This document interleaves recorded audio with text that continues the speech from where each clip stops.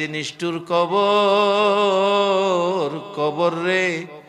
কত মানুষ জীবনে কত দেশে যায় আবার ফিরে আসে, কবর নামের দেশে যারা গেছে গো আর ফিরে আসে না।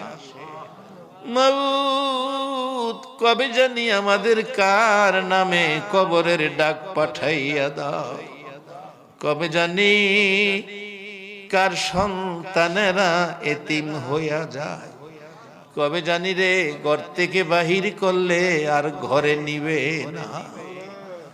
ওই দিন আসার আগে তোমার ঘর, তোমার বন্ধুর ঘরের পক্ষ থেকে আয়োজিত মাহফিলে আমরা যারা হাত বাড়াইছি, আমাদের জানা অজানা সবগুলো গুনাহ তুমি মাফ করে দাও। আল্লাহ, আমরা গুনাহগার, গুনাহগার গো,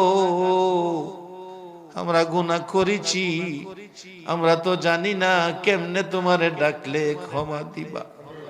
শুনেছি শেষ রাত্রে গাছের ডালে ডালে পাখিরা মধুর কণ্ঠে তোমারে ডাকে রে আল্লাহ। আমরা তোমার আদরের সৃষ্টি, আমরা তো তোমারে ডাকতে জানি না।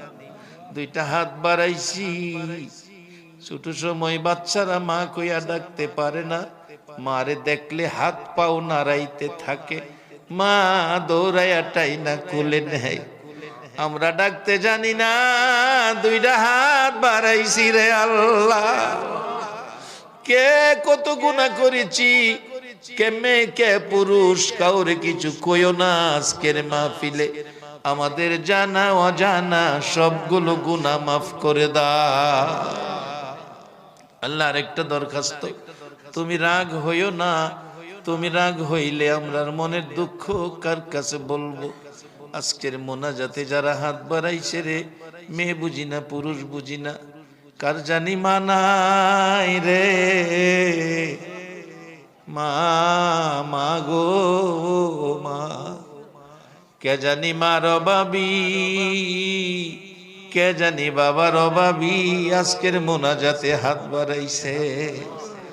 বাবা, বাবা গো, সন্তানের মায়ায় জীবনে কত কষ্ট করছো, কত বাবা সকালের খাবার রাত্রে খাইছে, খালি পায়ে ঈদগাই গেছে, সন্তানের জুতা পরাইয়া নিছে।